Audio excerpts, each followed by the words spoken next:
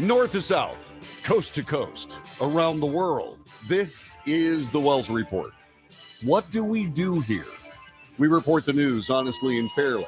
We analyze the news for fact and bias. We point out both. We make commentary. That is not news. That's just opinion, both yours and mine. And so we debate. News, analysis, commentary, and debate. This is the Wells Report. Thanks very much for joining us. Breaking news all over the place. Breaking news all over the place going on right this very moment, and we're going to start with some of that as we get things going for this 20th day of June, year of our Lord 2023. First things first. This just minutes old, U.S. District Judge Eileen Cannon has set an initial trial date of August 14th in Florida on former President Donald Trump's federal charges of willful retention of classified government records and obstruction of justice. This according to a court order issued this morning. The Justice Department special counsel on the case, Jack Smith, promised a speedy trial after a 37-count indictment charging Trump with willfully retaining classified government records. This, by the way, from Reuters being reported here. Complexities handling the highly classified evidence, the degree to which the Trump legal team challenges the government's pretrial motions, and the way the judge manages the schedule could all lead to a trial that is anything but swift, this according to legal experts. Trump's lawyers, U.S. Justice Department spokespeople, did not immediately return requests for comment. The latest order came after a U.S. judge on Monday ordered Trump's defense lawyers not to release evidence in the classified documents case to the media or the public. This according to a court filing. We'll have more information on this at the top of the second hour of the Wells Report. Stay where you are on that, and we will bring it to you. By the way, the order from U.S. Magistrate Judge Bruce Reinhart also put strict conditions on Trump's access to the materials. Well, okay. That seems a little odd to me. And like I said, we'll discuss that at the top of the next hour. Also, information that came out yesterday after the Wells Report was over. Former special counsel John Durham will testify twice this week before congressional lawmakers. This just weeks after releasing a report that found the Justice Department and FBI should have never launched the Trump-Russia collusion case. Durham is first set to testify behind closed doors in the House Permanent Select Committee on Intelligence this afternoon. We won't see any of that. Tomorrow morning, Trump will sit down before the House Judiciary Committee for his first public statements and questioning. We will cover that on this broadcast. Two sessions will give Republicans and Democrats a chance to question Durham, whose report lent weight to Republican complaints. The federal government officials abused the public trust by rushing to investigate then-President Donald Trump. Durham's report found that the Justice Department and the FBI failed to uphold their missions of strict fidelity to the law. That was from the report itself when they launched the probe. Durham was picked in 2019 by then Attorney General Bill Barr to investigate the origins of the FBI's original Trump-Russia investigation, known as Crossfire Hurricane. That investigation looked into whether the Trump campaign coordinated with Russia to influence the 2016 presidential election. But Durham found that senior FBI personnel displayed a serious lack of analytical rigor toward the information they received from politically affiliated people, which he said triggered the then special counsel Robert Mueller investigation. Durham found that there was significant reliance on investigative leads provided or funded directly or indirectly by President Trump's political opponents. We will finally hear from John Durham regarding Crossfire Hurricane. Now, remember, there was a declassification of all Crossfire Hurricane information. In other words, all of the memos, all of the evidence, et cetera, et cetera. That was done by President Trump in writing before he left office. Many of us, this is just an opinion, many of us believe that that is the reason why the Mar-a-Lago raid occurred in the first place. Not so much looking for classified information, but looking for information that may have embarrassed the FBI. And so there you go. That is how we start our show today. And then we move to possible tragedy here. There is a way for you to go see the Titanic, some 12,500 feet below the surface of the North Atlantic. There are various companies that will take you there for hundreds of thousands of dollars. U.S. and Canadian rescue teams have been looking for that sub because it vanished yesterday. There is no communication. There is no information at all on the fate or possible fate of the 5 people aboard that submersible. U.S. Canadian rescue teams searching all day yesterday and into today for a submersible carrying 5 people to the wreckage site of the Titanic after the submarine vanished in the deep Atlantic with 4 days or less worth of survival capability.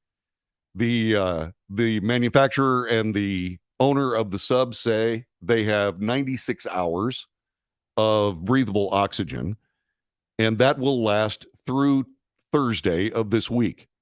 U.S. Coast Guard in Boston is leading the search for the missing watercraft, which the Joint Rescue Coordination Center in Halifax, Nova Scotia, from Canada is joining. And since the sub was reported overdue Sunday night, 435 miles south of St. John's, Newfoundland. Rear Admiral John Manger, the commander of the 1st Coast Guard District, said that 2 aircraft from each of the United States and Canada were involved in the search, along with a commercial ship, and that further assets will be added as pursuit continues into the night. The operations location, 900 miles east of Cape Cod and up to 13,000 feet deep. That complicates the task, as does the need to look both on the surface of the water and below. This particular submarine has what's called a pressure hull. This pressure hull is made out of titanium. It's very, very thick. It's very, very light. And it's an excellent pressure hull material up to a point. The thing about it is that titanium does very, very well for all things submarine except one thing, and that is a pressure cycle. As you go deep into the depths of the ocean with a titanium pressure hull, the pressure hull actually shrinks, in some cases by several inches. And then when you come back up, it expands back to its normal size, again, up to a point. This compression and release is something that steel does very, very well, but titanium does not. Were there flaws in the pressure hull from that submersible going deep, coming back, going deep, coming back?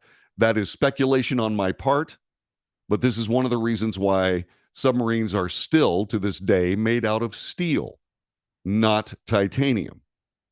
Now, the other thing about this is this. These aircraft have what is called magnetic resonance, or not so much magnetic resonance, but they discover magnetic fields that are anomalous in the ocean. It's going to be very, very difficult for these aircraft to find these things. Find this submarine, because first, it's made out of titanium. That's non-magnetic. Also, there's a whole bunch of magnetic steel down there scattered all over the place. How they would get a return, I don't know. These aircraft can also drop sonobuoys, which are buoys that actually listen to the ocean. This is the signals from those sonobuoys are then sent back up to a computer, which filters all the extraneous ambient noise from the ocean, looking for specific signals. Are they going to be able to hear the sub? Are the people aboard it, are they actually alive? Are they banging on the side of the hull? Sound travels very, very well through water. We will see. We will see. So what we have here is we have a couple of updates for you. The Coast Guard tweeted that the 21-foot submersible named Titan, which left from St. John's, began its dive Sunday morning. The Polar Prince, the Canadian ship supporting the watercraft, lost contact with it about an hour and 45 minutes later. It's about a 2-hour sink down to the 12,500 foot level where the Titanic is. So they would have been at great depth when they lost contact. OceanGate Expeditions, a Washington-based deep-sea exploration company, confirmed in a statement that it owned the submersible, a vessel in the submarine family, but smaller and less self-sufficient than a classic military sub. The company's expeditions to the Titanic wreck include archaeology and marine biologists taking a look. OceanGate also brings people who pay to come along, known as mission specialists. The price is about $300,000 if you're looking to fund a bucket list to that level. They take turns operating sonar equipment and performing other tasks in the 5-person submersible. The Coast Guard said yesterday that there was 1 pilot and 4 mission specialists aboard. We are deeply thankful for the extensive assistance we receive from several government agencies and deep sea companies in our effort to reestablish contact with the submersible. We're working toward the safe return of the crew members. This from USA Today. The updates from Fox News read as follows. One of Pakistan's richest men and his son are aboard the OceanGate Titanic tourist submarine. One of Pakistan's richest men and his son are aboard the OceanGate submarine that went missing while on a visit to the wreck of the Titanic, according to family members. Shahzada Dawood, 48 years old, and his son Suleiman Dawood are among 5 people aboard the OceanGate Expedition's Titan submersible, which descended to the wreck of the Titanic on Sunday, only to lose contact with the mothership after nearly 2 hours. We are very grateful for the concern being shown by our colleagues and friends and would like to request that everyone pray for the safety while granting the family privacy at this time. The family is well looked after and are praying to Allah for the safe return of their family members. This concerned me. I read this morning. The CEO of the company whose submersible craft has vanished with 5 people aboard during a tourist dive to explore the wreckage of the Titanic revealed in a podcast interview late last year that he had a worry of objects preventing the vehicle from returning to the surface. Simon Rush of OceanGate addressed the concern during a November episode of Unsung Science titled Back to the Titanic Part 1, which featured a discussion of his company's now missing Titan sub. So once we're down there, what are the things to worry about? This was David Pogue, who is a CBS Sunday morning correspondent, asked Rush, quote, "What I worry about most are things that will stop me from being able to get to the surface. Overhangs, fish nets, entanglement hazards. And that's just a piloting technique. It's pretty clear. If it's an overhang, don't go under it. If there's a net, don't go near it. So you can avoid those things if you are slow and steady." Angro Corporation issued a statement early Sunday morning identifying 2 passengers on the submersible that went missing Sunday during the survey of the sunken Titanic. On Sunday, June 18th, Mr. Shahzada Dawood, vice president of Angro Corporation Limited, along with his son Suleiman, embarked on a journey to visit the remnants of the Titanic in the Atlantic Ocean. All we know so far is that contact was lost with their submersible craft. And so, prayers being said all over the world for the crew of this missing submersible vanishing on Sunday as it cruised down to take a look at the Titanic. So there are people that have made this trip. One said that he was hesitant to go. He was a historian and an author, and he said he was hesitant to go, but he took the chance, just as these 5 people did. Will we ever see them again? This is the Wells Report. My name is John David Wells. I want to thank you very much for joining us today as we bring you the news, a big news day today, and we'll have more of it coming up in just a couple of moments. Please do, by all means, stay right where you are.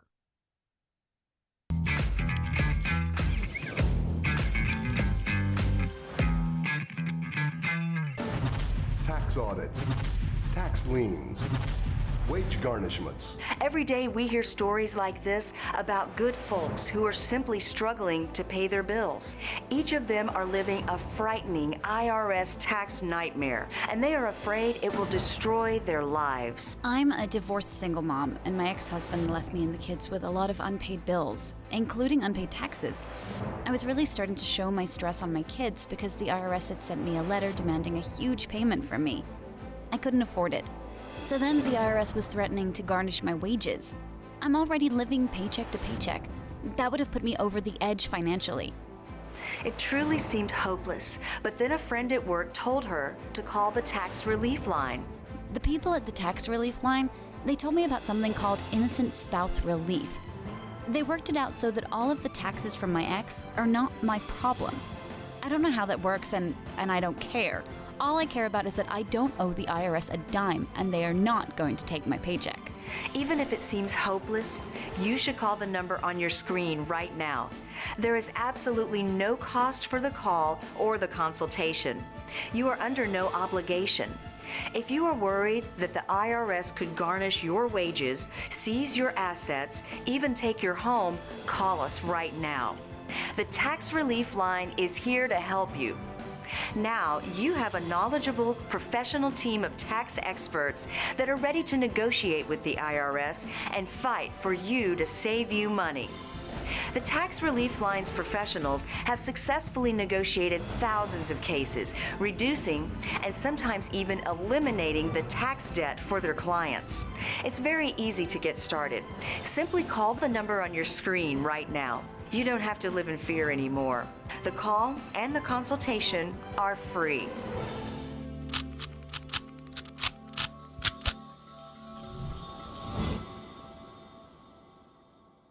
Can your IRA stand up to the next financial crisis that our top economists are saying is at our doorsteps? By allocating a percentage of your IRA into physical gold and silver with a tax-free rollover, you can diversify and safeguard your holdings from turbulent markets and economic downturns by putting your IRA back on the gold standard. Find out how to safeguard your assets with a tax-free rollover with a Genesis Gold IRA, the only IRA that can hold physical precious metals. Call now for your free gold and silver report. Protect your IRA today with one simple phone call and learn how to qualify for up to $10,000 in free silver. Call Genesis Gold Group, empowering faith-driven stewardship.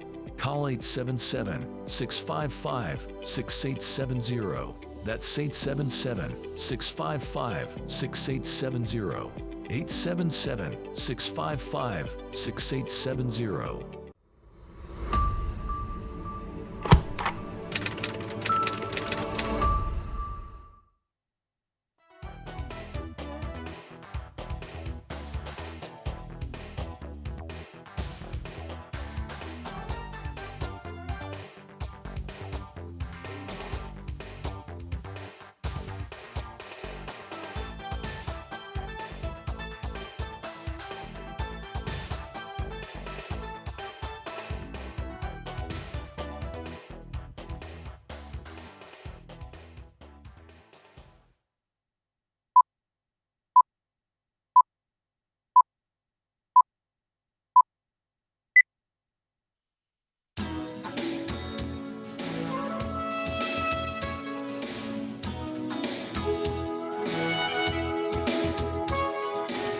This is the Wells Report. Thanks very much for joining us. As I said, there's breaking news all over the place today. As a matter of fact, some of it includes Hunter Biden.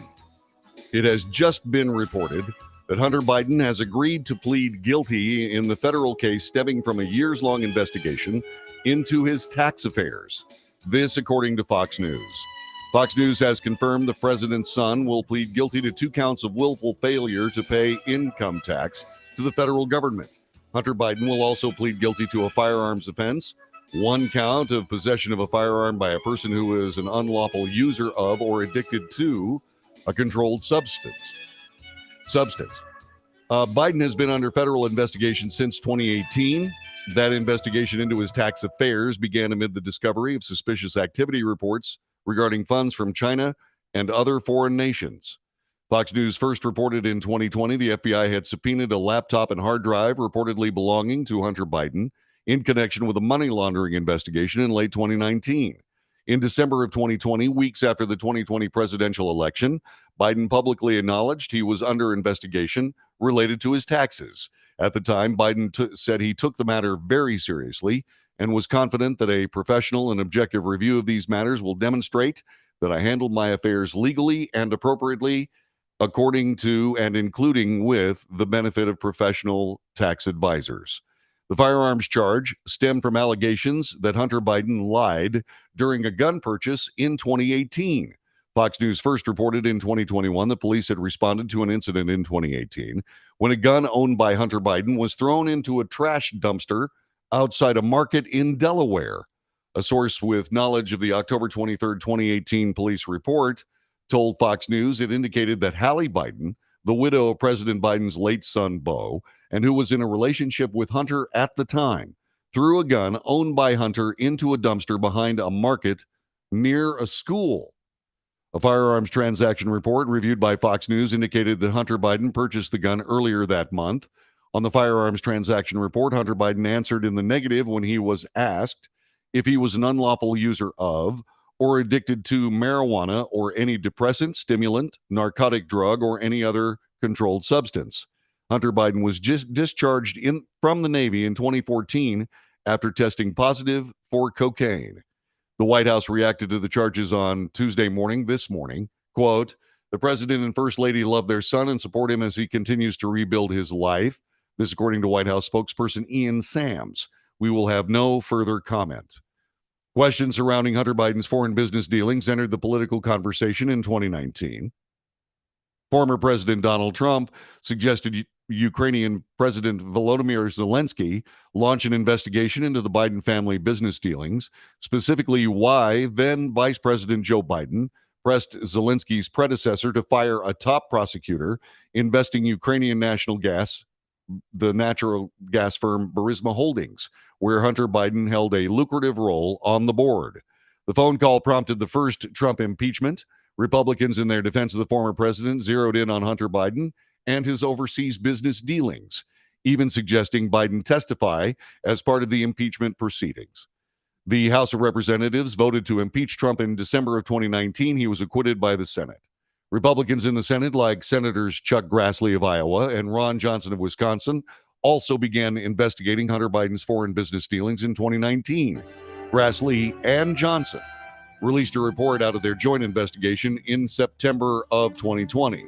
In that report, Grassley and Johnson said they obtained records from the U.S. Treasury Department that showed potential criminal activity relating to transactions among and between Hunter Biden, his family, and associates with Ukraine, Russia, Kazakh, and Chinese nationals.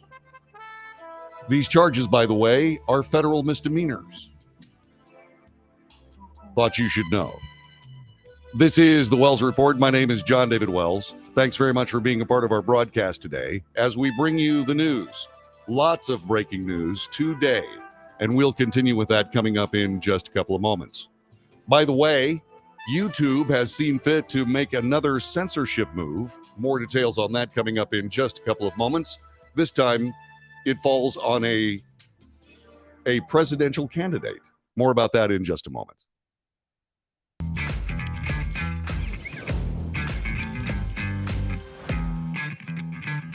If you're living with diabetes and using insulin, you know the pain of pricking your fingers over and over again. By wearing a small device called a continuous glucose monitor, or CGM, you can reduce the pain of pricking your fingers right away. If you use insulin daily, you might be eligible to get your own continuous glucose monitor. So call the US Med Diabetic Health Hotline today and learn about the latest CGM technology. Not only can a CGM immediately reduce pain, it's accurate, easy to use, and helps you make better diabetes treatment decisions. And if you have Medicare or private insurance, you can see if you qualify for a CGM at little or no out-of-pocket cost. We'll also provide free shipping of your new CGM, and we'll bill your insurance company for you. If you use insulin daily, you might be eligible to get your own continuous glucose monitor. So call the US Med Diabetic Health Hotline to see if you qualify for a CGM at little to no out-of-pocket cost. Tax audits, tax liens, wage garnishments. Every day we hear stories like this about good folks who are simply struggling to pay their bills. Each of them are living a frightening IRS tax nightmare, and they are afraid it will destroy their lives. I'm a divorced single mom, and my ex-husband left me and the kids with a lot of unpaid bills, including unpaid taxes. I was really starting to show my stress on my kids because the IRS had sent me a letter demanding a huge payment from me. I couldn't afford it. So then the IRS was threatening to garnish my wages. I'm already living paycheck to paycheck. That would have put me over the edge financially. It truly seemed hopeless, but then a friend at work told her to call the tax relief line. The people at the tax relief line, they told me about something called innocent spouse relief. They worked it out so that all of the taxes from my ex are not my problem. I don't know how that works, and I don't care. All I care about is that I don't owe the IRS a dime, and they are not going to take my paycheck. Even if it seems hopeless, you should call the number on your screen right now. There is absolutely no cost for the call or the consultation. You are under no obligation. If you are worried that the IRS could garnish your wages, seize your assets, even take your home, call us right now. The Tax Relief Line is here to help you. Now, you have a knowledgeable, professional team of tax experts that are ready to negotiate with the IRS and fight for you to save you money. The Tax Relief Line's professionals have successfully negotiated thousands of cases, reducing and sometimes even eliminating the tax debt for their clients. It's very easy to get started. Simply call the number on your screen right now. You don't have to live in fear anymore. The call and the consultation are free.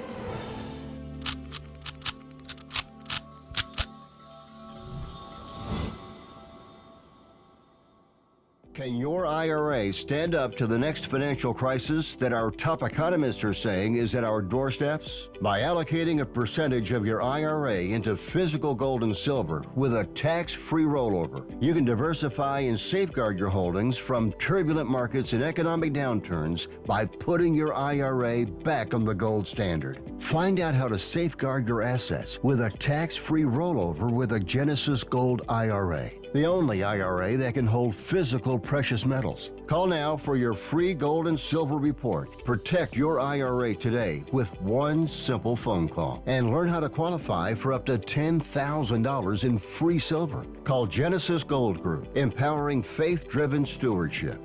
Call 877-655-6870. That's 877-655-6870. 877-655-6870.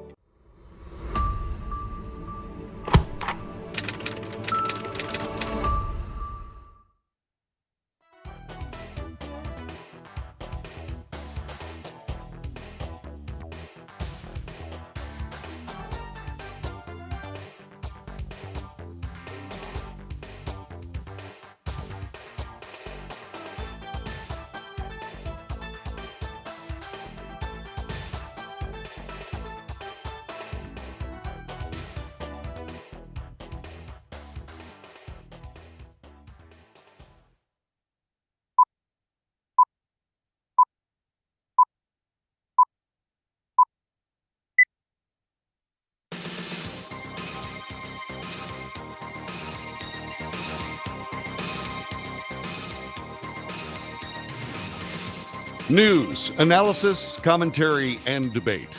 This is the Wells Report. My name is John David Wells. Thanks very much for being with us today. People in the chat room are reacting to the Hunter Biden story. Cleo says that it's no surprise. Hunter has taken the fall to distract from his president's problems, his president father's problems during campaign seasons.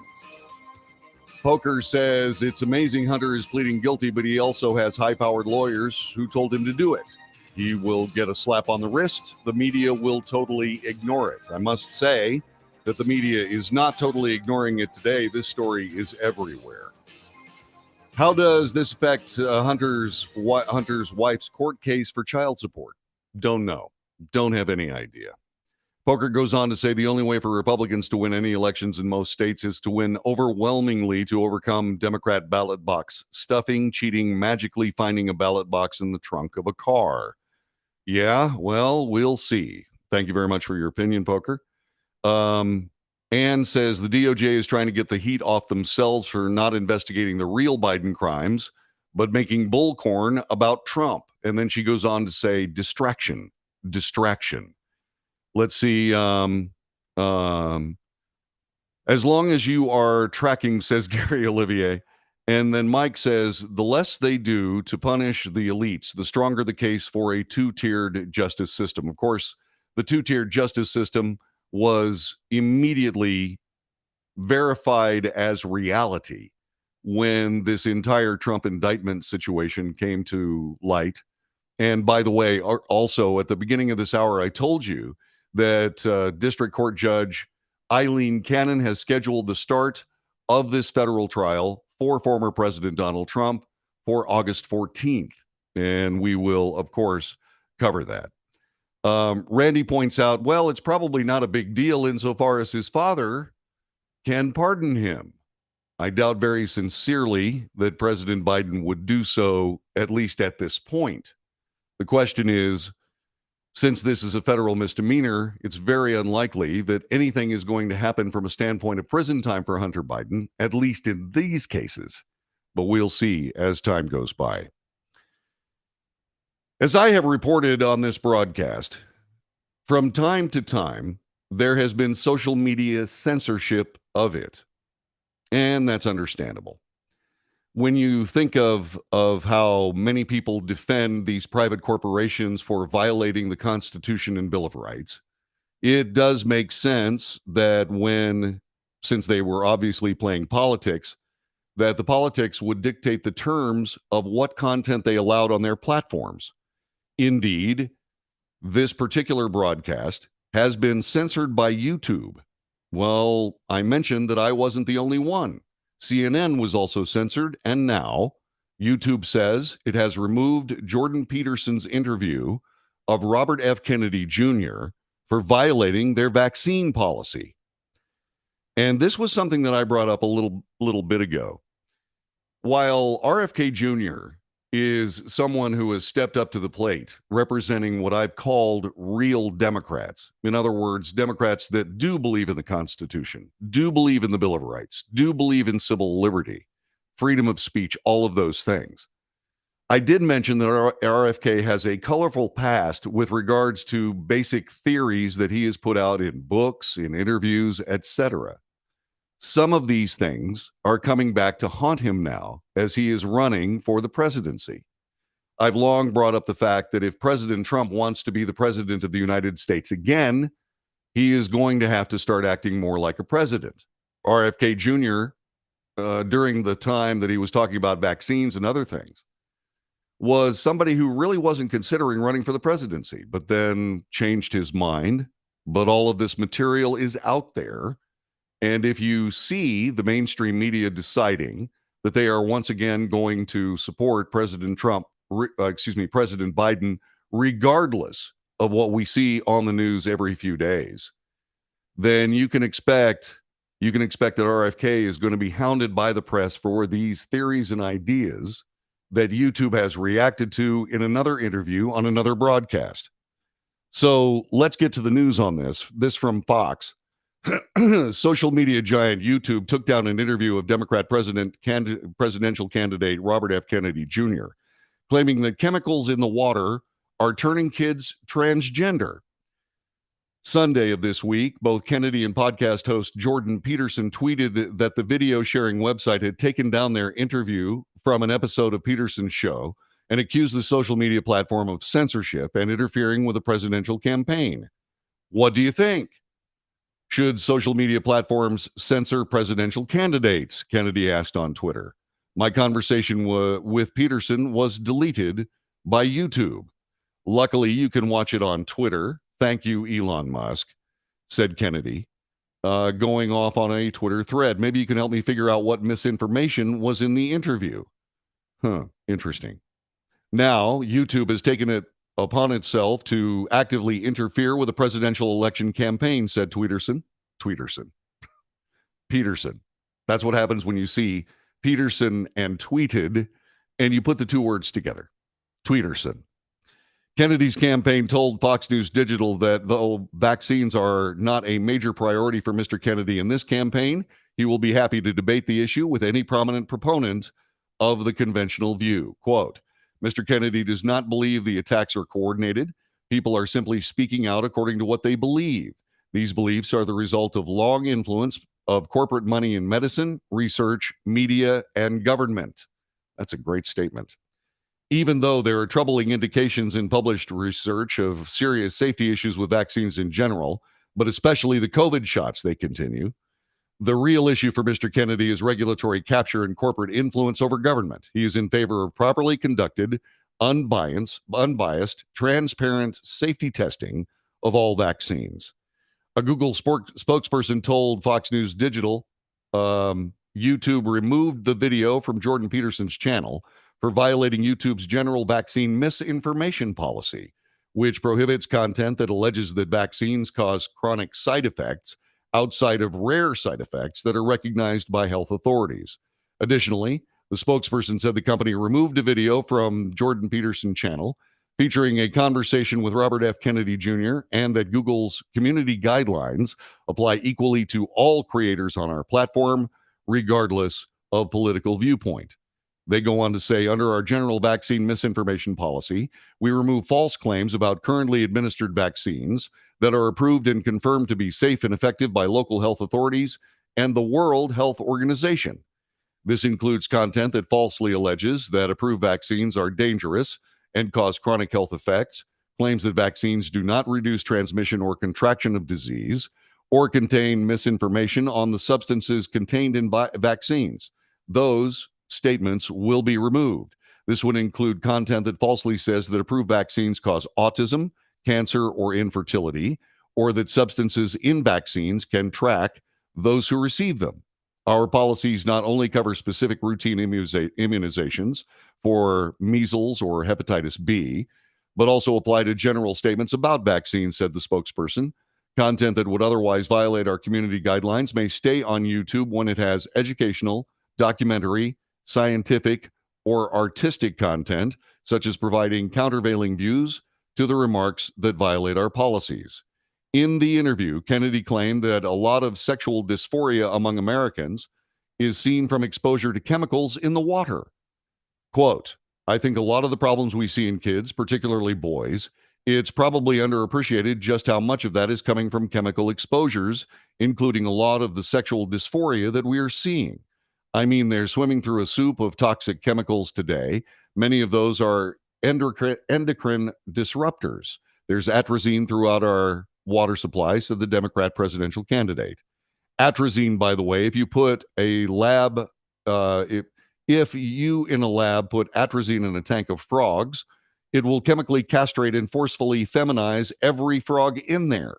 And 10% of the frogs, male frogs, will turn into fully viable females, able to produce viable eggs. If it's doing that to frogs, it could. There's a lot of evidence that it's doing it to human beings as well. Kennedy told podcast host and comedian Joe Rogan last week that he thinks he would be assassinated by the CIA if he was elected president, that he has claimed the agency was involved in the assassination of his uncle, the late President John F. Kennedy. I got to be careful, Kennedy said. I'm aware of that. I'm aware of that danger. I don't live in fear of it at all, but I'm not stupid about it, and I take precautions. Kennedy said the military, the intelligence community, and his uncle were at war with each other during the JFK presidency. The two entities were trying to trick the late president into deploying troops to various countries, including Cuba and Vietnam. The Democrat presidential candidate added that his uncle was so fed up with the CIA, he wanted to shatter the agency and scatter it to the winds. And so we have ourselves this issue that we've discussed many times on the Wells Report. Just exactly what are multinational corporations doing with their business in the United States? And indeed, my question is, why should these corporations be able to circumvent the Constitution of the country that they're doing business in? It seems to me that all corporations, regardless of size, regardless of how many nations they do business in, should be required by law to comport with the precepts, understandings, and beliefs of the United States Constitution. In fact, I don't see any other reason to stop it from being moved forward immediately. I don't understand why our government will allow people within their own borders to circumvent the standards under which we live. Not only is it anti-constitutional, therefore anti-American, but it's also suspect from an intellectual standpoint. One of the great things about free speech is the fact that you hear different viewpoints. If there's only one approved viewpoint or several approved viewpoints, by those who believe that they are greater than the American people, then they violate the very understanding of what made this country what it is, the greatest nation in the history of the human endeavor. The people of the United States have God-given rights. The government, nor YouTube, nor Google, nor Facebook, nor any of these social media platforms should be able to circumvent a God-given right, let alone violate the Constitution of the United States. I just don't understand this. I don't understand why it is that we allow this level of national interference, which is all this is. And again, one of the great things about this, I mean, the Wells Report has always been accessible to the people of the United States and the people wherever I happen to be working in any particular city. It's an essential part of the broadcast. We have two ways of allowing people to share their points of view. A lot of them are at odds with the show host, with the content that we report, and they say so. I spend a lot of time making sure that those voices get heard.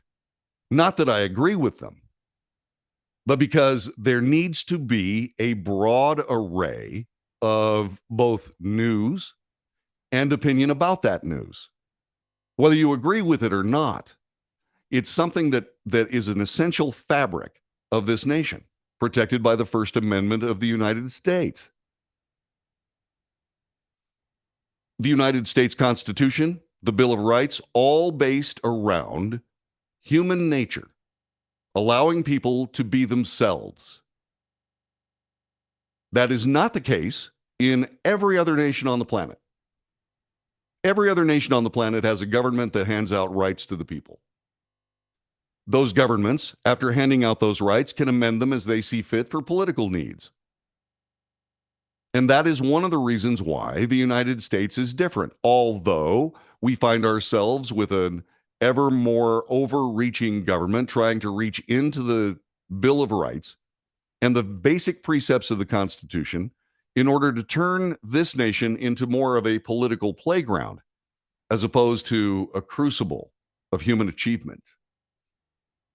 We simply must stop all of this. And that we don't stop all of this is suspicious on my part. But then again, part of the Constitution of the United States is the invitation, implicit though it may be, to be skeptical of everything the government does. And I think that's essential. This is the Wells Report.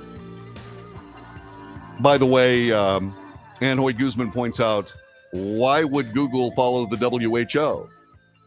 The WHO, proven to be absolutely corrupt, with the news that the first 4 victims of COVID-19 either had contact with the virus itself in the Wuhan Institute of Virology, or with the scientists that had contact with the virus itself from the Wuhan Institute of Virology.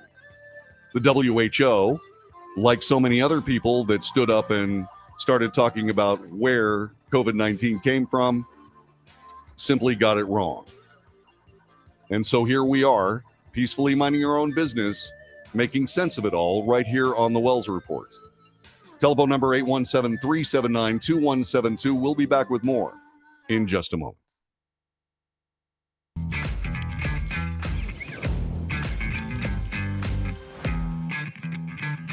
Do you own a timeshare?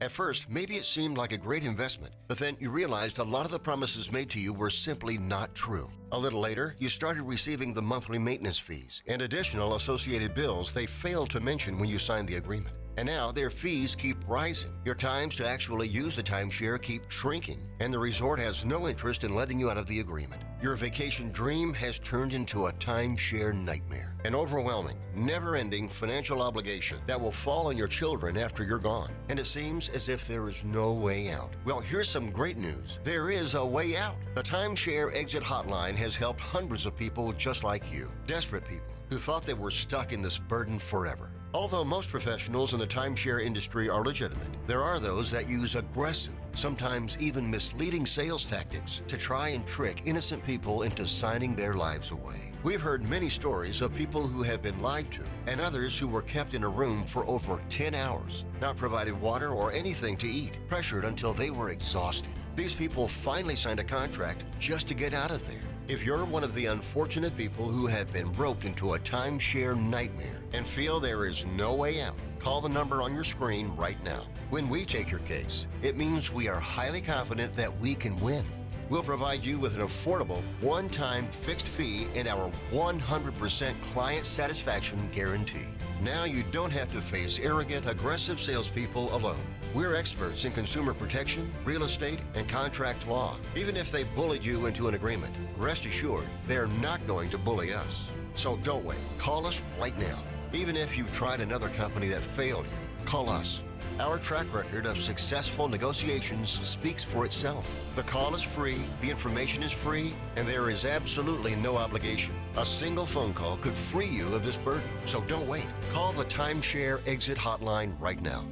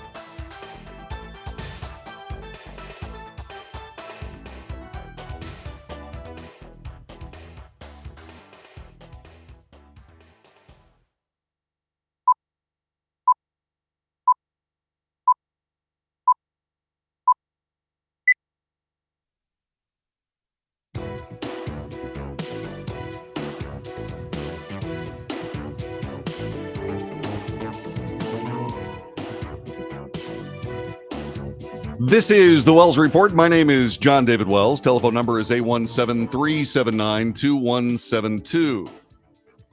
As you know, I am a Texas State Guardsman, a proud first sergeant of Alpha Company, 4th Battalion, 1st Brigade, Texas State Guard. However, when I'm on this broadcast, I'm a private citizen. Nothing I say should be construed as having anything to do with military policy of the Texas State Guard, the Texas Military Department, the governor of the state of Texas, our commander-in-chief, or the United States military. Anything that I have to say regarding military affairs on this broadcast are solely my opinion and nothing more.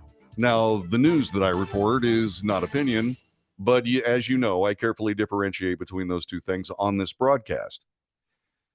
There was something that was interesting that happened the other day. This being reported by the Daily Caller in their defense column. This is Michaela Burrow, who reports the following. The Army's top enlisted leader, the Command Sergeant Major of the United States Army, shot back at criticisms of a post from the 82nd Airborne celebrating LGBTQIA+ members in a 2-day Twitter battle, according to Twitter.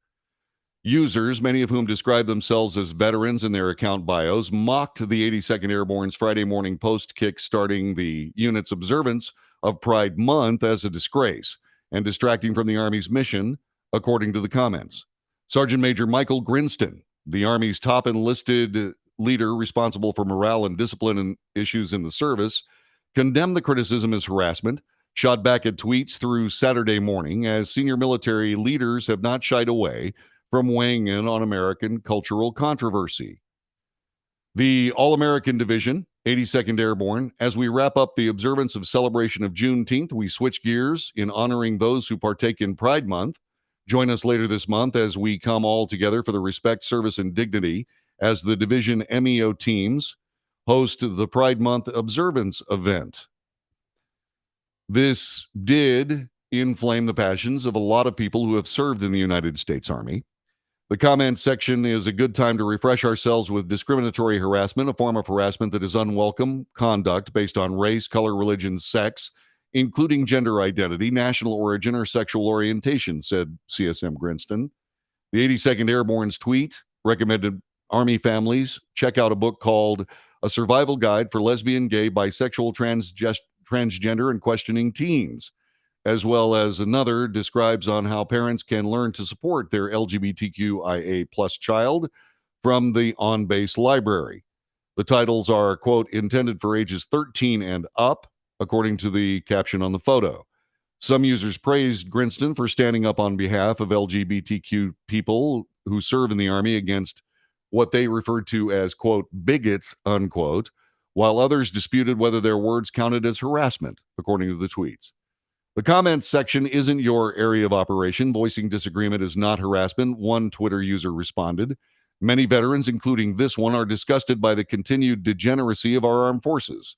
So prepare to copy notes you can refer to later during your attention crisis strategy meetings, which is something that the United States Army and the U.S. military in general are dealing with. Retention, people staying in the service. Recruitment, people joining the service. Numbers of those kinds are badly down. And many people say that a lot of this has to do with the U.S. Army dabbling in political issues around the nation. This is one of those. What I can say is something that I tell the people that I train in the basic NCO course or the basic leadership course in the NCO Academy of the Texas State Guard. I'm one of the instructors in that. I'm part of the cadre.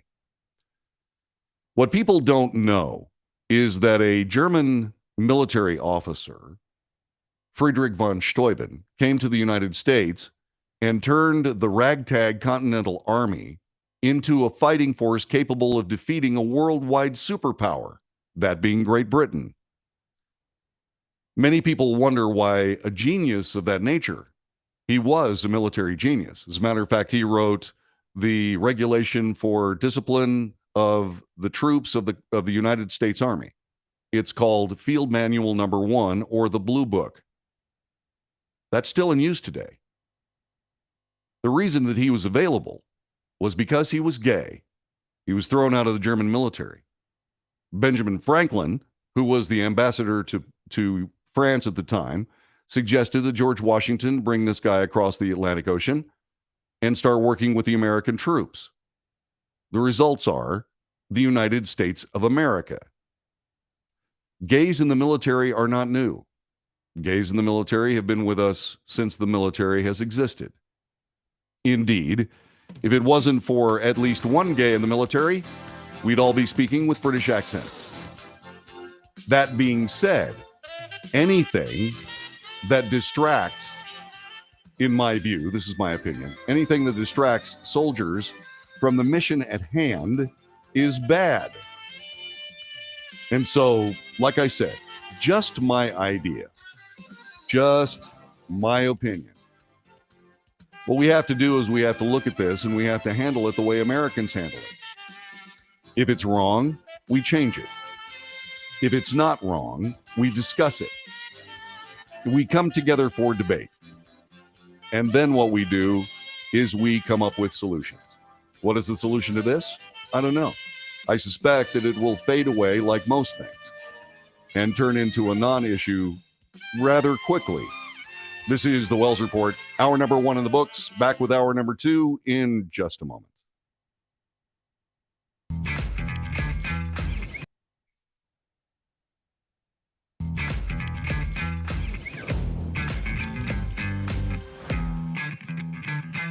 Do you own a timeshare?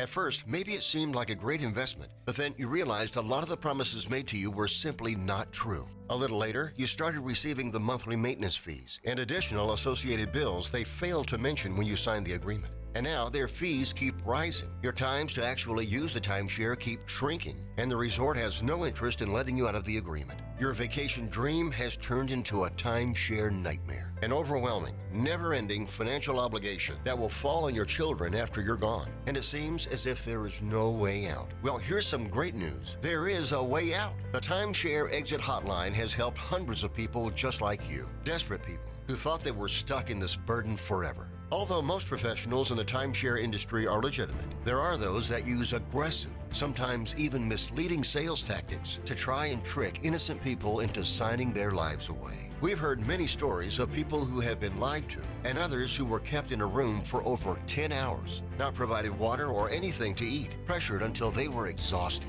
These people finally signed a contract just to get out of there. If you're one of the unfortunate people who have been roped into a timeshare nightmare and feel there is no way out, call the number on your screen right now. When we take your case, it means we are highly confident that we can win. We'll provide you with an affordable, one-time fixed fee and our 100% client satisfaction guarantee. Now you don't have to face arrogant, aggressive salespeople alone. We're experts in consumer protection, real estate, and contract law. Even if they bullied you into an agreement, rest assured they're not going to bully us. So don't wait. Call us right now. Even if you've tried another company that failed you, call us. Our track record of successful negotiations speaks for itself. The call is free, the information is free, and there is absolutely no obligation. A single phone call could free you of this burden. So don't wait. Call the Timeshare Exit Hotline right now.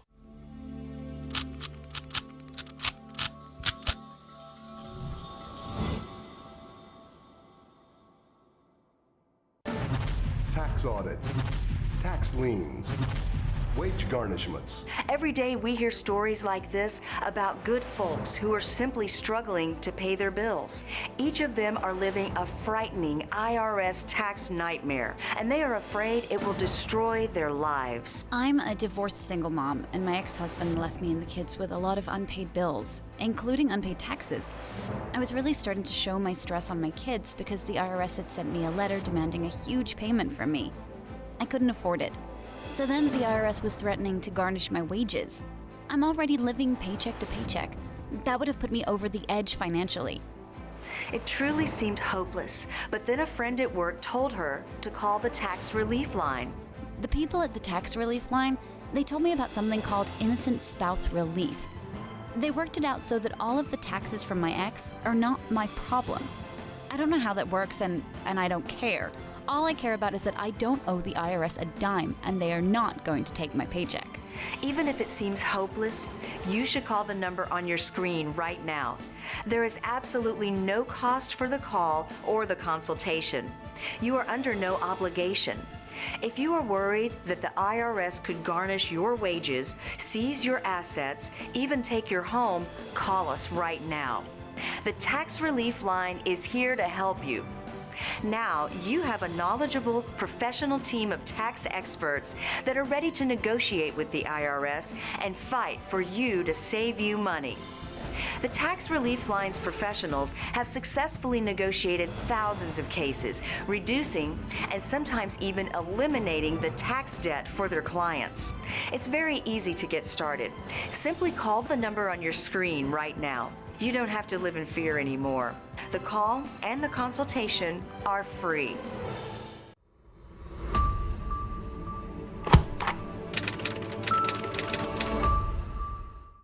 Can your IRA stand up to the next financial crisis that our top economists are saying is at our doorsteps? By allocating a percentage of your IRA into physical gold and silver with a tax-free rollover, you can diversify and safeguard your holdings from turbulent markets and economic downturns by putting your IRA back on the gold standard. Find out how to safeguard your assets with a tax-free rollover with a Genesis Gold IRA, the only IRA that can hold physical precious metals. Call now for your free gold and silver report. Protect your IRA today with one simple phone call and learn how to qualify for up to $10,000 in free silver. Call Genesis Gold Group, empowering faith-driven stewardship.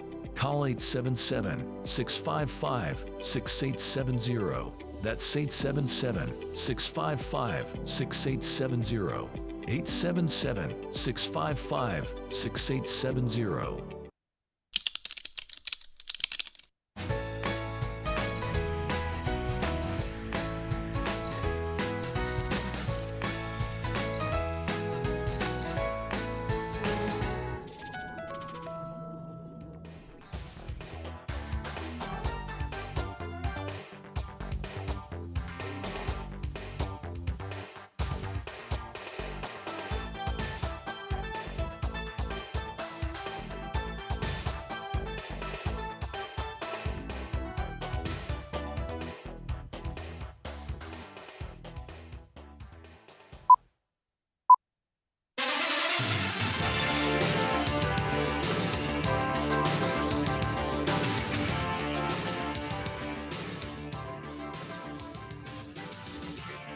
North to south, coast to coast, around the world.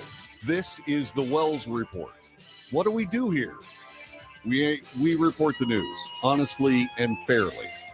We analyze the news for fact and bias. We point out both. We make commentary, which is not news. That's opinion, yours and mine. And so we debate. A couple of ways for you to do that. You can go to our chat rooms. They're scattered all over the social media sphere these days. And you can join that chat room at your leisure. You can also call 817-379-2172. 817-379-2172. Earlier today, Judge Eileen Cannon issued an order that the trial for President Trump would start August 14th. This is the very embodiment of a speedy trial. Reuters reports it like this.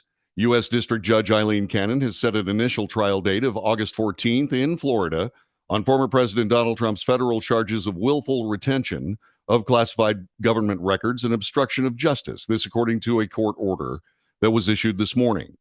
The Justice Department special counsel in the case, Jack Smith, promised a speedy trial after a 37-count indictment charging Trump with willfully retaining classified government records and obstructing justice. But the complexities of handling highly classified evidence, the degree to which Trump's legal team challenges the government's pretrial motions, and the way the judge manages the schedule could all lead to a trial that is anything but swift, this according to legal experts. Trump's lawyers and a U.S. Justice Department spokesperson did not immediately return requests for comment. The latest order came after a U.S. judge on Monday ordered the Trump defense lawyers not to release evidence in the classified documents case to the media or public, according to a court filing. The order from U.S. Magistrate Bruce Reinhardt also put strict conditions on Trump's access to the materials.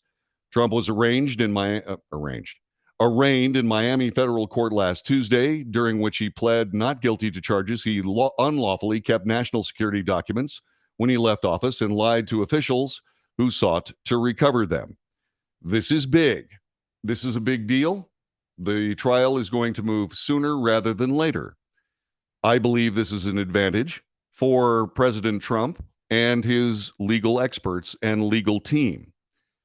The reason is because there's an old axiom in warfare where you rush the enemy.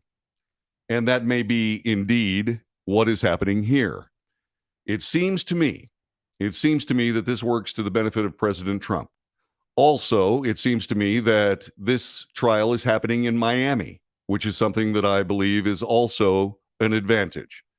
If this trial was happening in Washington, D.C., I have very little doubt that President Trump's legal teams would be in a position where they would have a chance to, A, win the case, and B, would be spending most of their time planning on how they handled the appeal, which would eventually rest with the Supreme Court of the United States.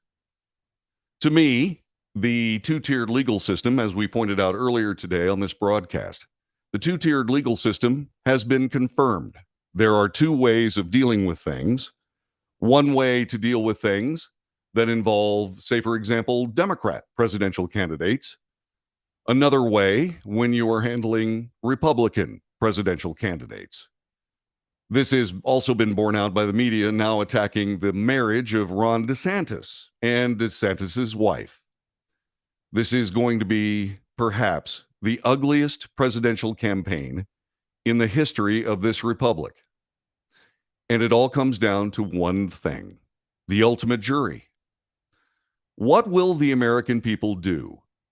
Will they pursue the government scenario that a president who has done, in my view, nothing more than any other president has ever done, but it is somehow being, shall we say, selectively prosecuted for doing things that presidents have always done throughout the history of this republic? Indeed, there are very strong words by federal judges protecting all the materials that former presidents have taken with them from office after the end of their term or terms. And that most pointedly was the judge that explained that even though President Clinton had highly classified materials scattered all over his house, that those materials belonged to that president.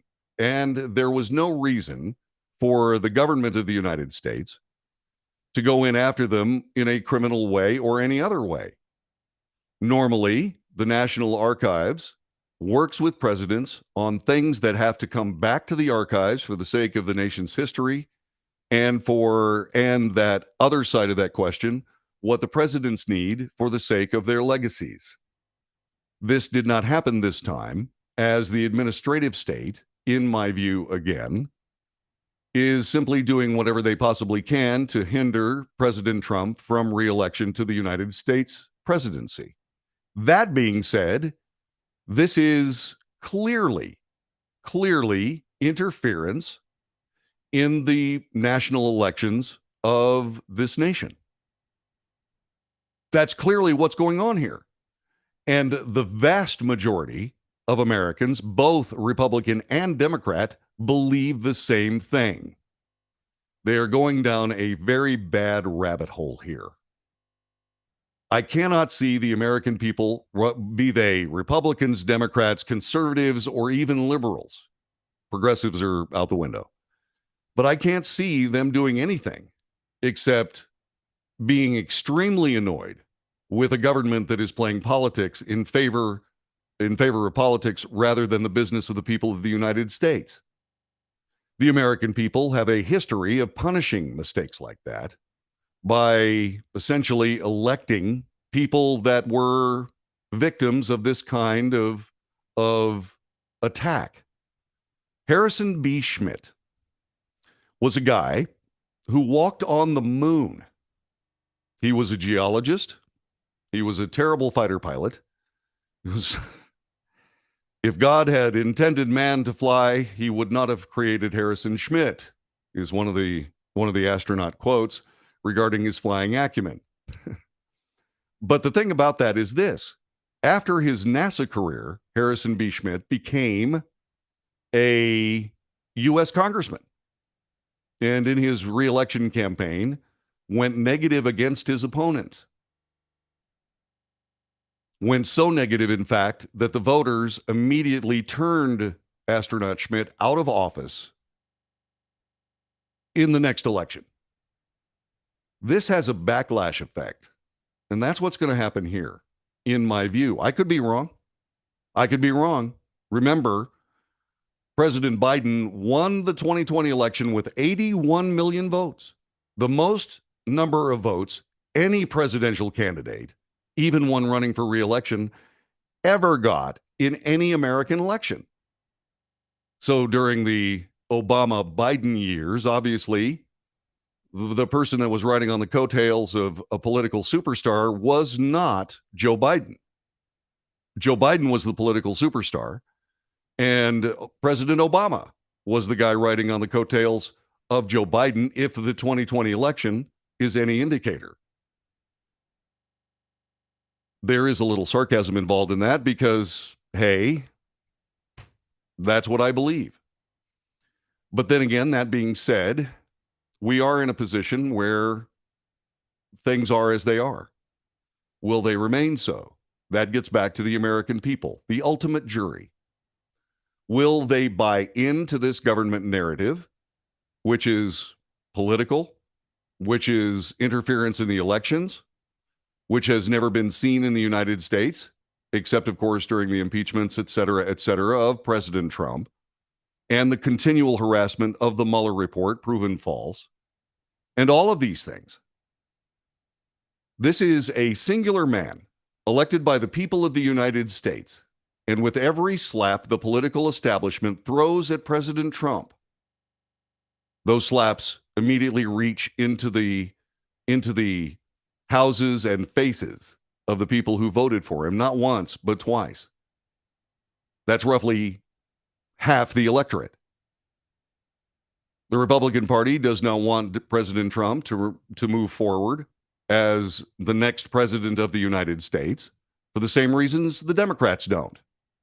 Because President Trump will go into the administrative state and the intelligence state arguably the surveillance state at this point, and dismantle much of it. And they know it. It is a threat to the status quo ante of the federal government of the United States.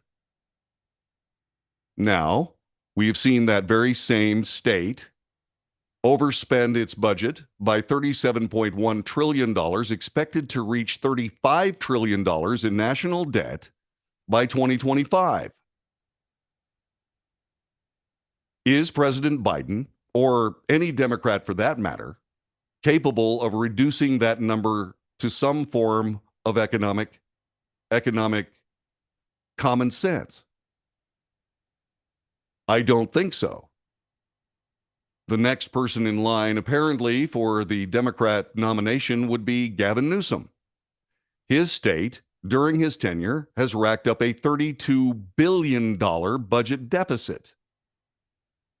He also has put himself in a situation where leftist politics are chasing businesses and people out of California in droves, many of them coming to Texas, others going to various states with Republican ideals, or what are referred to as Republican ideals. It depends on what you think of the Republican Party. My thoughts about the Republican Party are probably, shall we say, annoyance. Because as many people said, that the Republican Party, being the best crucible, the best actual possessor or stewards of conservative ideals when it comes to a smaller government, lower taxes, more civil liberty, etc., have gone by the wayside. So I really have no use for the Republican Party. There are other things that are much more, shall we say, much more corrosive, having to do with personal integrity of the Republican Party at large, not necessarily its members, but certainly focused on its leadership.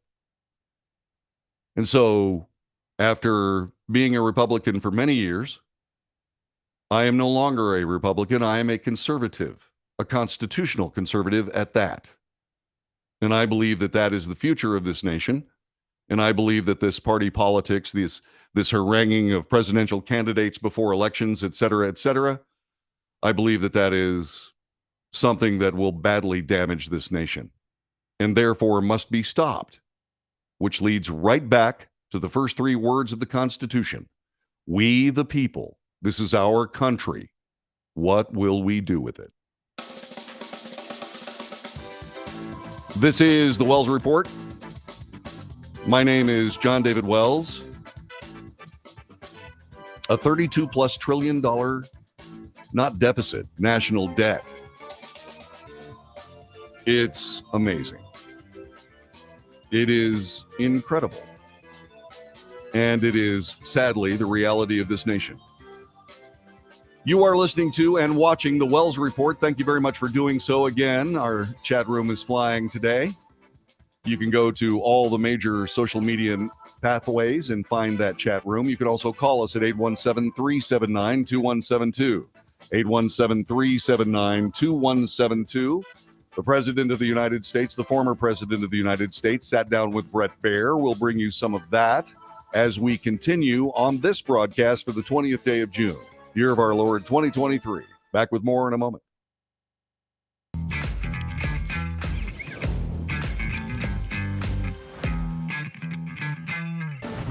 Tax audits, tax liens, wage garnishments. Every day we hear stories like this about good folks who are simply struggling to pay their bills. Each of them are living a frightening IRS tax nightmare, and they are afraid it will destroy their lives. I'm a divorced single mom, and my ex-husband left me and the kids with a lot of unpaid bills, including unpaid taxes. I was really starting to show my stress on my kids because the IRS had sent me a letter demanding a huge payment from me. I couldn't afford it. So then the IRS was threatening to garnish my wages. I'm already living paycheck to paycheck. That would have put me over the edge financially. It truly seemed hopeless, but then a friend at work told her to call the tax relief line. The people at the tax relief line, they told me about something called innocent spouse relief. They worked it out so that all of the taxes from my ex are not my problem. I don't know how that works, and I don't care. All I care about is that I don't owe the IRS a dime, and they are not going to take my paycheck. Even if it seems hopeless, you should call the number on your screen right now. There is absolutely no cost for the call or the consultation. You are under no obligation. If you are worried that the IRS could garnish your wages, seize your assets, even take your home, call us right now. The Tax Relief Line is here to help you. Now, you have a knowledgeable, professional team of tax experts that are ready to negotiate with the IRS and fight for you to save you money. The Tax Relief Line's professionals have successfully negotiated thousands of cases, reducing and sometimes even eliminating the tax debt for their clients. It's very easy to get started. Simply call the number on your screen right now. You don't have to live in fear anymore. The call and the consultation are free.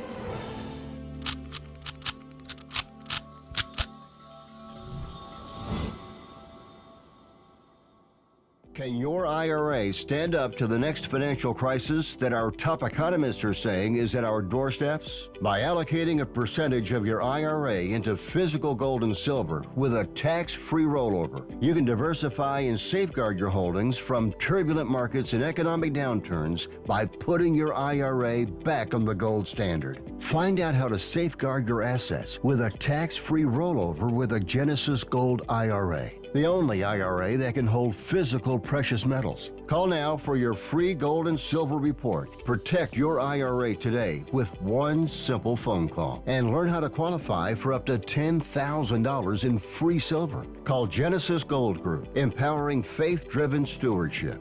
Call 877-655-6870. That's 877-655-6870. 877-655-6870.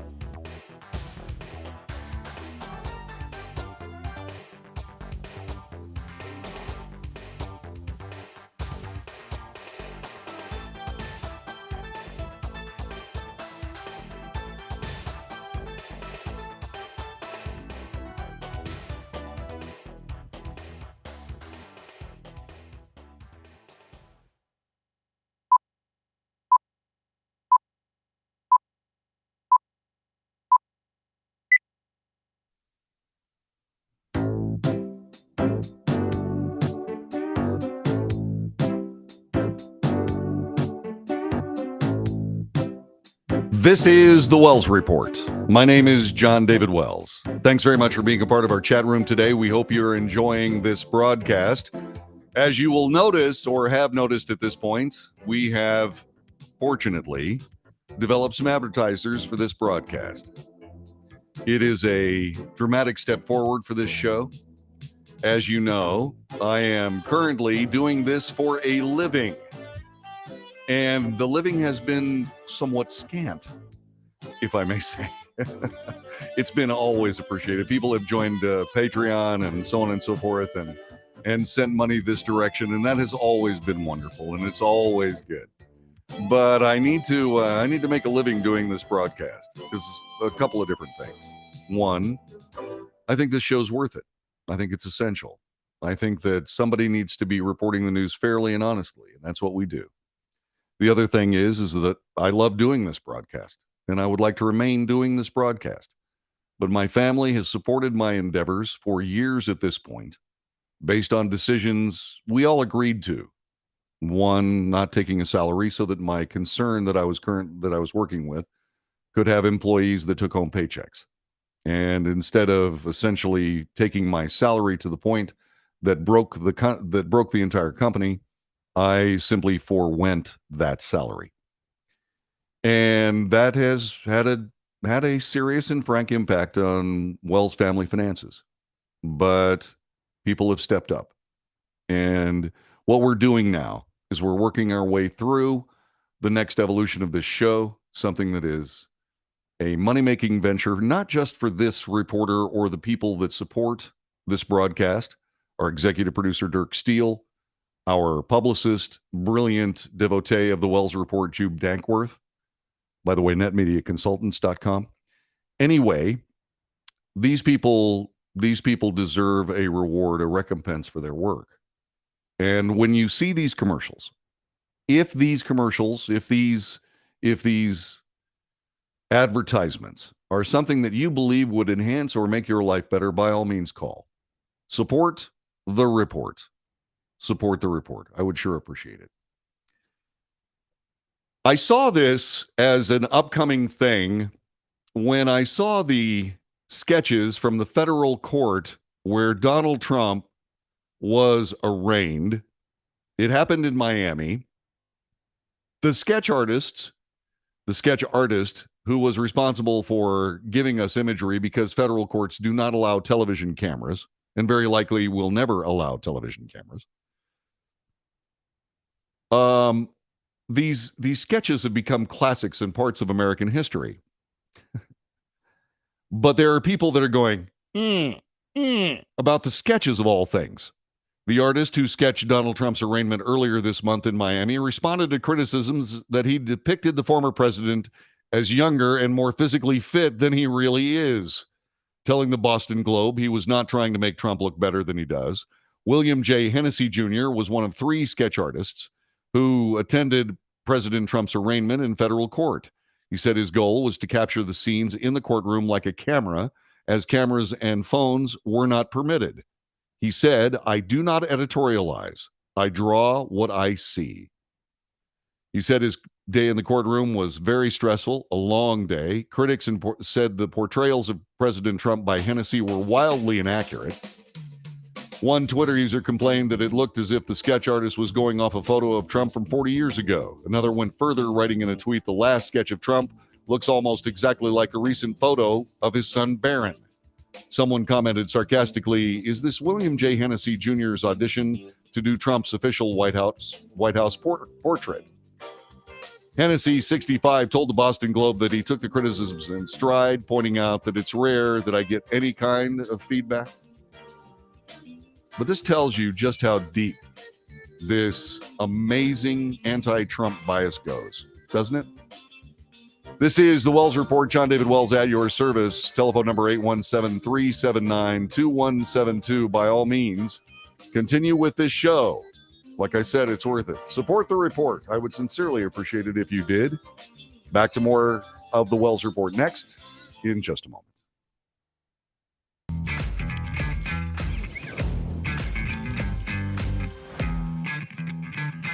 If you're living with diabetes and using insulin, you know the pain of pricking your fingers over and over again. By wearing a small device called a continuous glucose monitor, or CGM, you can reduce the pain of pricking your fingers right away. If you use insulin daily, you might be eligible to get your own continuous glucose monitor. So call the US Med Diabetic Health Hotline today and learn about the latest CGM technology. Not only can a CGM immediately reduce pain, it's accurate, easy to use, and helps you make better diabetes treatment decisions. And if you have Medicare or private insurance, you can see if you qualify for a CGM at little or no out-of-pocket cost. We'll also provide free shipping of your new CGM, and we'll bill your insurance company for you. If you use insulin daily, you might be eligible to get your own continuous glucose monitor. So call the US Med Diabetic Health Hotline to see if you qualify for a CGM at little to no out-of-pocket cost.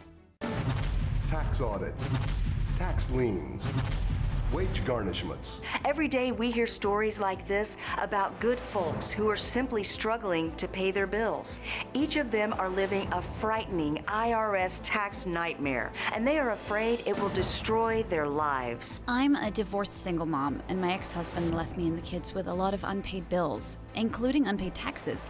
I was really starting to show my stress on my kids because the IRS had sent me a letter demanding a huge payment from me.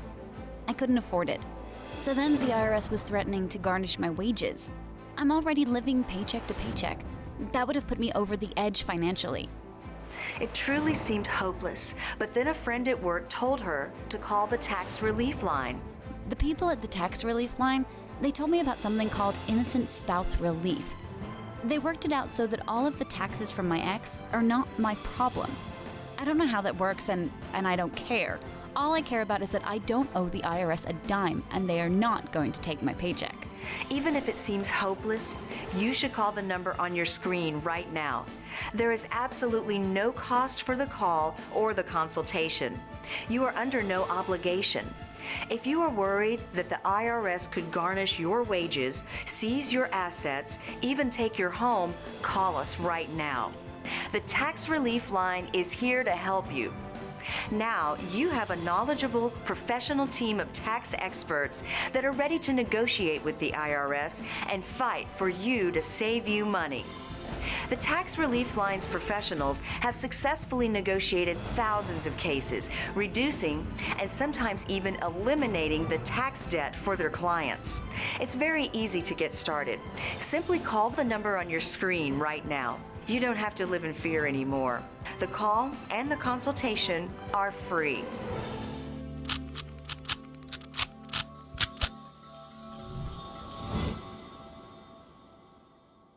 Can your IRA stand up to the next financial crisis that our top economists are saying is at our doorsteps? By allocating a percentage of your IRA into physical gold and silver with a tax-free rollover, you can diversify and safeguard your holdings from turbulent markets and economic downturns by putting your IRA back on the gold standard. Find out how to safeguard your assets with a tax-free rollover with a Genesis Gold IRA, the only IRA that can hold physical precious metals. Call now for your free gold and silver report. Protect your IRA today with one simple phone call and learn how to qualify for up to $10,000 in free silver. Call Genesis Gold Group, empowering faith-driven stewardship.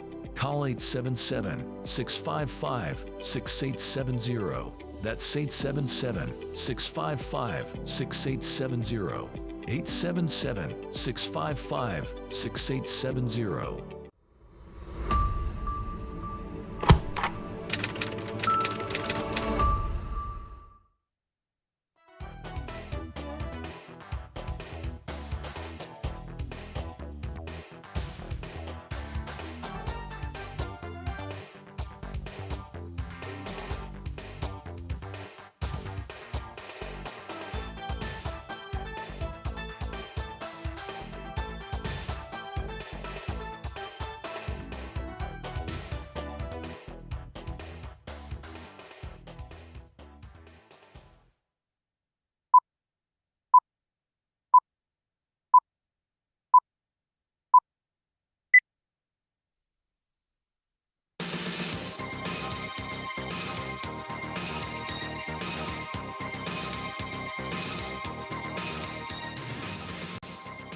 News, analysis, commentary, and debate.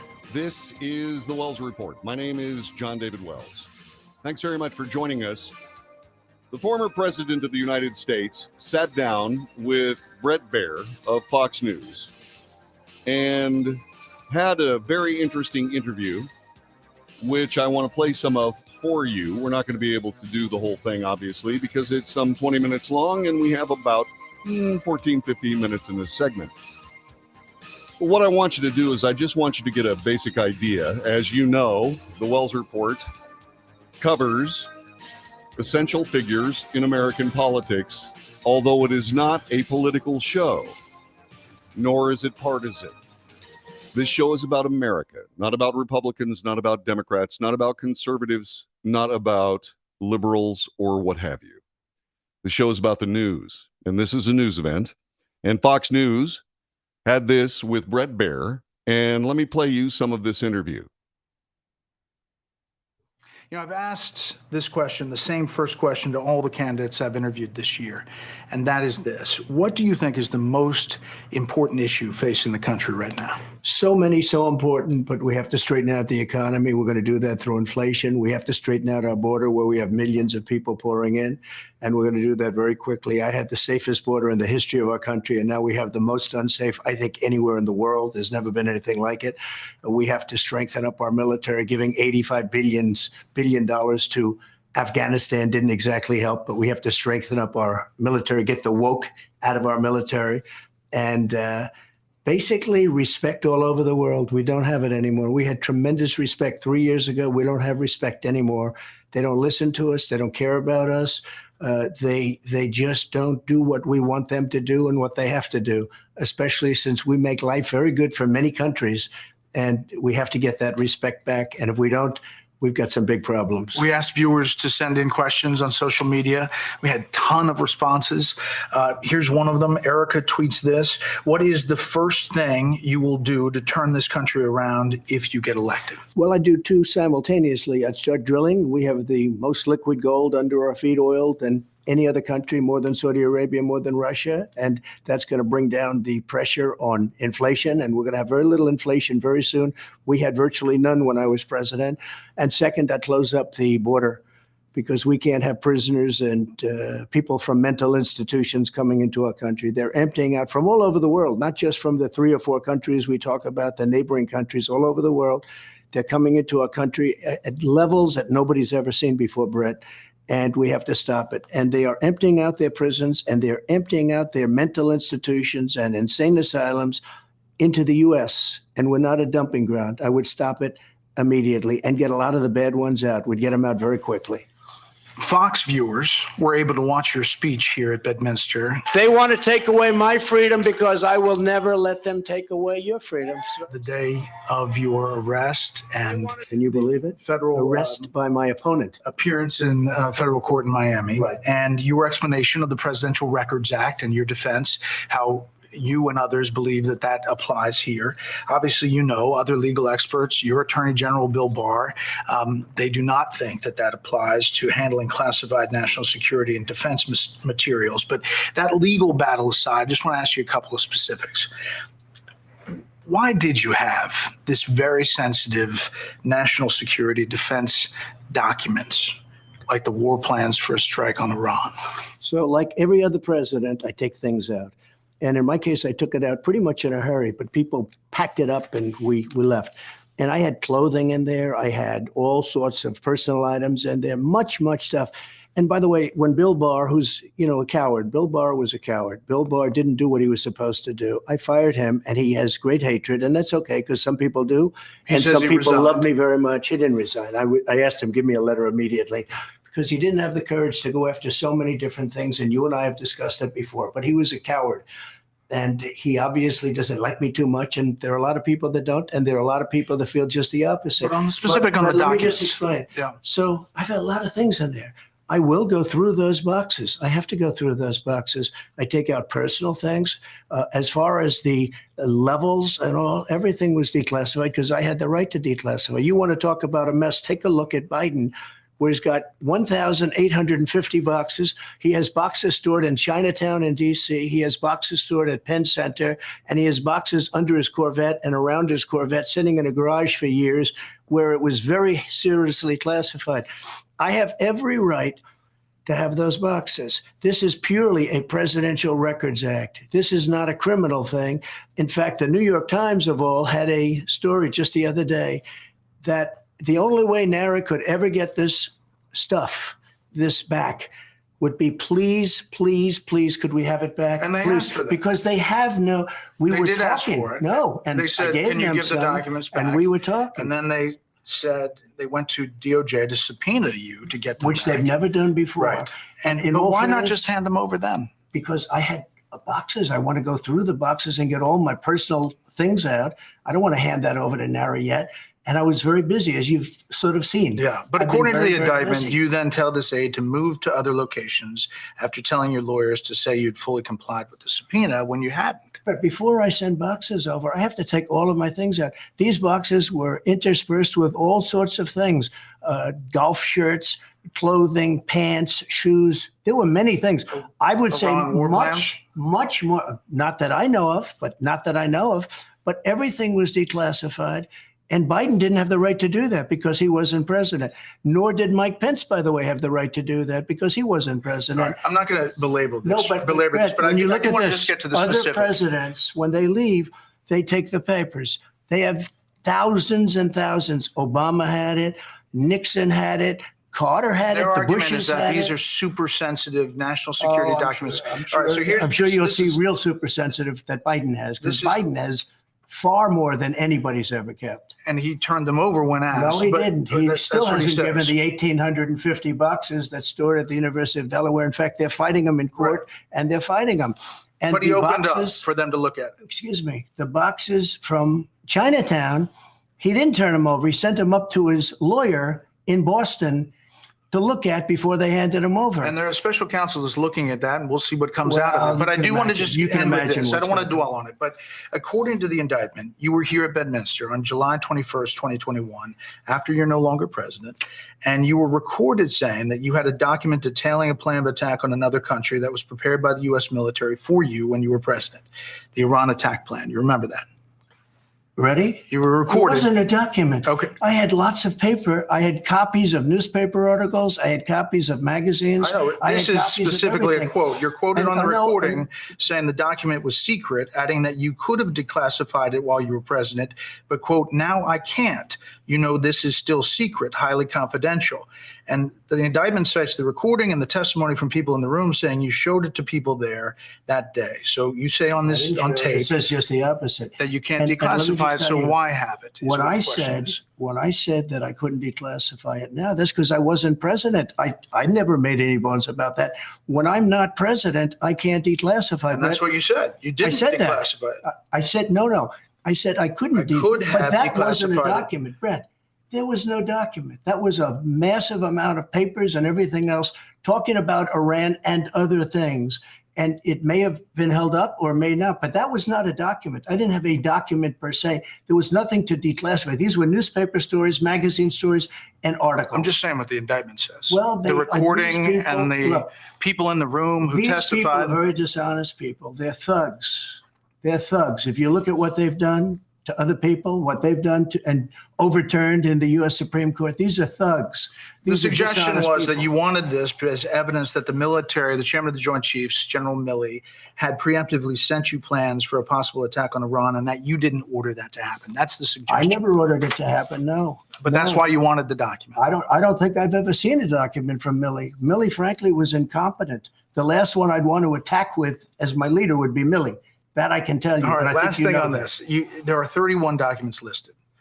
Nuclear capabilities of foreign countries, related to military capabilities of foreign countries, intelligence briefings on foreign countries.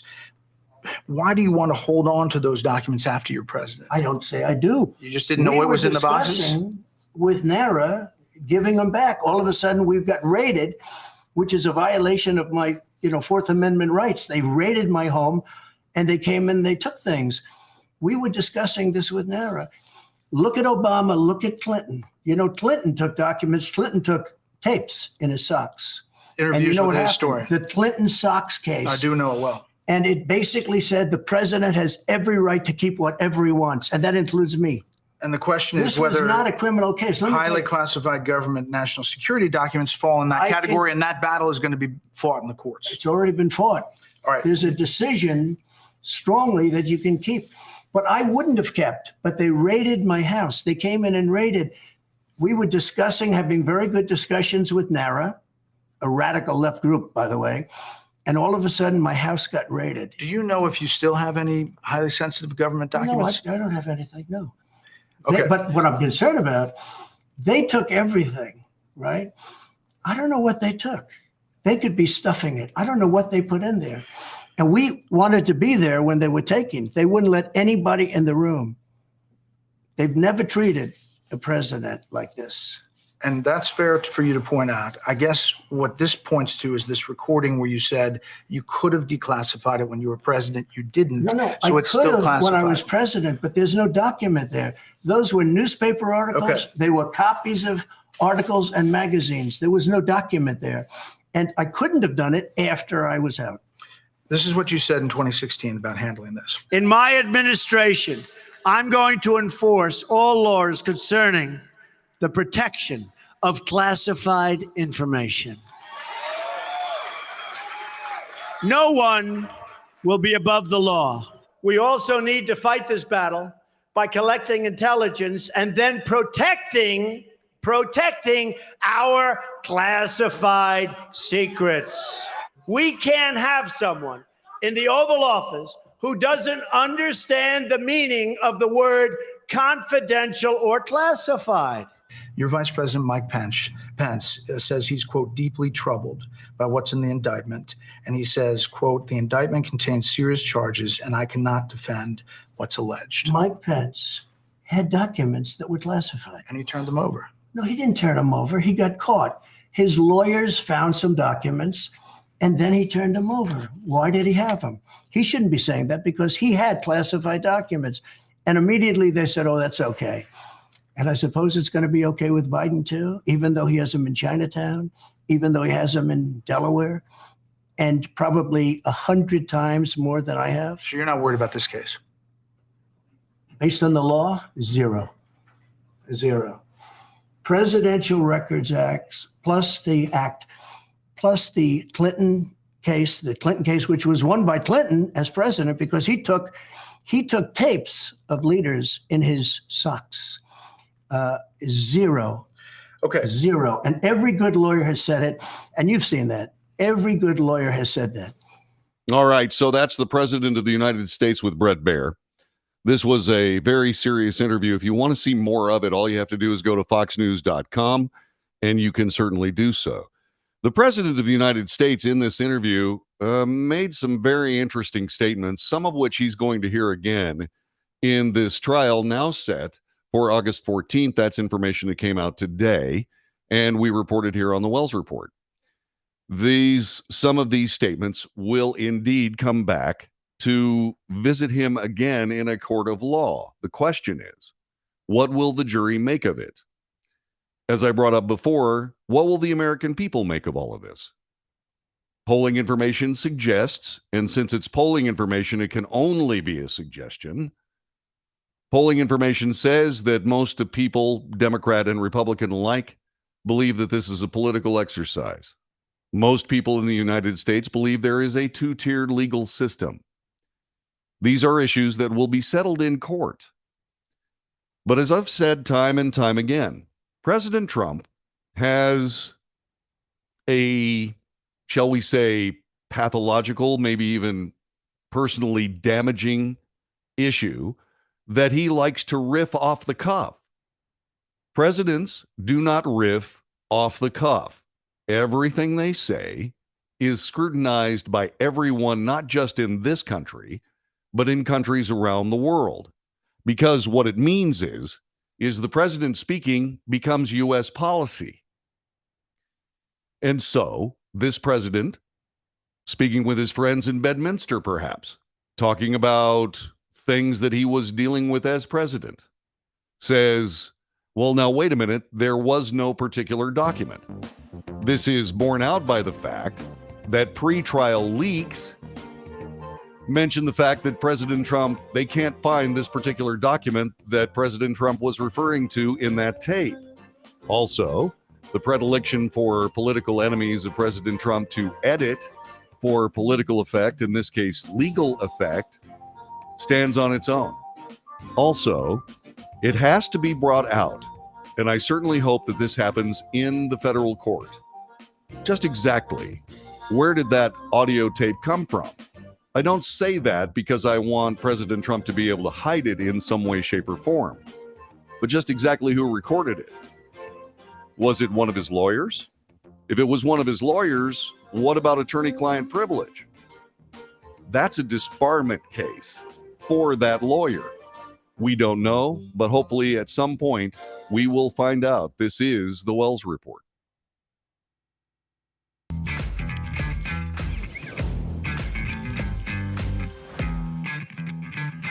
Do you own a timeshare?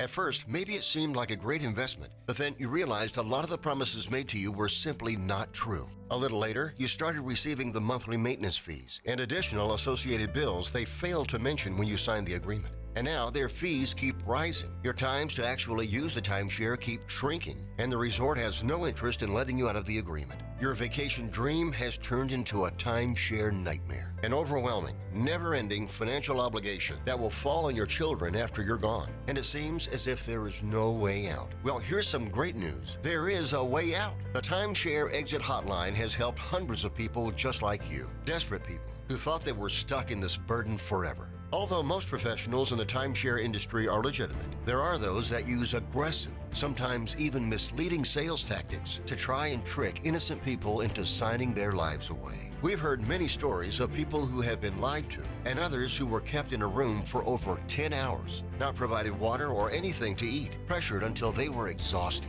These people finally signed a contract just to get out of there. If you're one of the unfortunate people who have been roped into a timeshare nightmare and feel there is no way out, call the number on your screen right now. When we take your case, it means we are highly confident that we can win.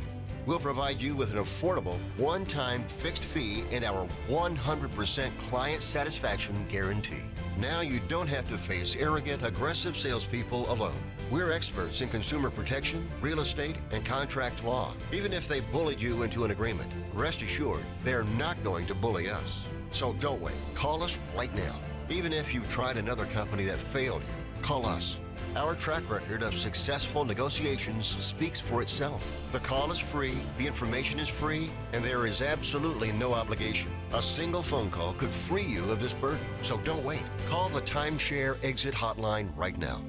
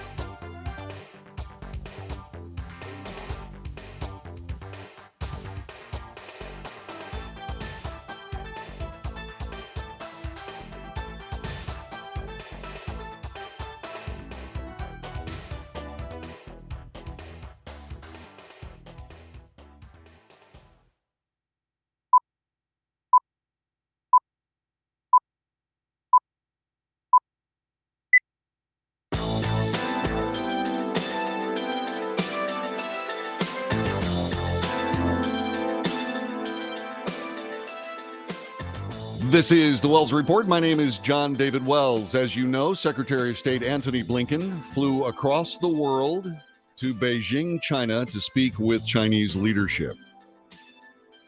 He was there for 2 days, the first made by a U.S. Secretary of State since 2018, during which he met with Chinese President Xi Jinping and Chinese diplomat Wang Yi. Newsmax has a program called American Agenda. Chang was a guest. He's now a columnist. And he told American Agenda that it was a mission accomplished maybe for China, but certainly not for us. As we were discussing this particular story and this particular trip during editorial meetings for the Wells Report, I brought forth a question. Is Antony Blinken doing the people's business, or is he doing the left's business? And with this aroma of Chinese influence, inappropriate Chinese influence powered by money surrounding this particular administration, you wonder just exactly what was discussed in those meetings. Now, everything we saw from Antony Blinken himself was typical State Department fare. Very professional, very polished, very well stated. But what else did they talk about? We will very likely never know, because as we have found out over the years, State Department, specifically Secretary of State conversations between world leaders are highly, highly classified, well, except in one notable exception. Chang told American Agenda the mission was accomplished maybe for China, but not necessarily for us. He added, before this meeting even started, before it was announced, China was delivering a slight upon the Secretary of State Antony Blinken. They also did it during the visit when he arrived in Beijing during the meeting with Xi Jinping. He was seated in a subservient position. That was just one problem after another. It really shows that communication is not the issue. China talks when it wants to talk. It doesn't talk when it doesn't want to talk. Chang later noted that technically Blinken did not change America's position on Taiwan. But the question is, what did he choose to emphasize from Beijing? And by saying that we don't support Taiwan independence from the podium, actually, I think that communicated weakness. He continued, now it's true, the technical U.S. position, we don't support independence, but we also don't support China's position. And so I thought it was ill-advised for him to do that, especially when Blinken had suffered so many of those insults while he was in Beijing. This just looked like another instance of the United States caving into China, even though we technically did not change our position on Taiwan. As you know, major U.S. diplomatic efforts began with Richard Nixon way back in the 70s. And I cannot remember exactly who it was. He was a famous Chinese politician. I didn't look up his name. But he met President Nixon at the airport. And that was a very carefully choreographed piece of video where it was shown President Nixon walking to the Chinese leader and shaking hands with him while the Chinese leader remained still. That happened again with Antony Blinken. Xi Jinping stood stock still and made Antony Blinken walk over for an introduction. In Asian cultures, specifically Chinese, Japanese, Korean, etc., there is a thing called face. Saving face. Trying to avoid shame or humiliation. In that culture, when you approach someone else, you are transmitting weakness because that person who's standing stock still waiting for you to arrive is in command of the situation. That is societal. And saving face is very important. I did note that some of that was a little bit inappropriate. But on the other hand, it also shows some of the differences between American culture and Far Eastern cultures. Americans are not shy about walking up and saying hello.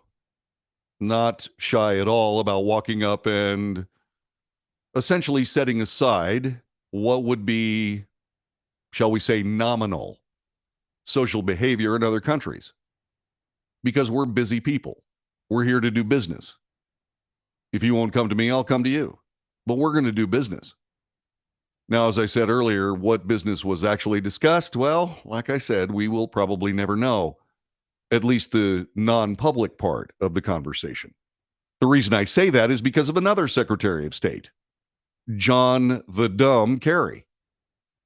Because he made all kinds of side deals in all of these things. Some of them came out, most of them did not. Up to and including automatic citizenship for anybody in Iran, in the Iranian government, if things went south with the Iranian people.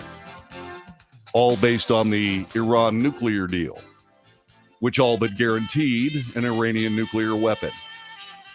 And of course, Benjamin Netanyahu then famously remarked, Iran appears to be trying to become the first suicide country. So, as we look at all of this and we say, really, what's going on? Hopefully, at some point, we will know more. The executive producer of the Wells Report is Dirk Steele. Associate producer and publicist for this broadcast is Jude Dankworth. My name is John David Wells. Our telephone number, 817-379-2172. Join us with an email if you'd like. The Wells Report at frontier.com. In the subject line, please put the platform on which you watch this broadcast. God bless you and your endeavors. Have a great day. See you again tomorrow. All right. Okie dokie. Thanks very much, friends. I appreciate all of your work and listening. And, once again, if you think any of the sponsors on this broadcast can help you out, please give them a call. I would appreciate that very much. And thank you so much for all that you have done for us. And next step in the Wells Report, it looks like we got people that are willing to help us out with some sponsorship. Cross your fingers. And if you feel like praying, by all means, please do so. God knows I do.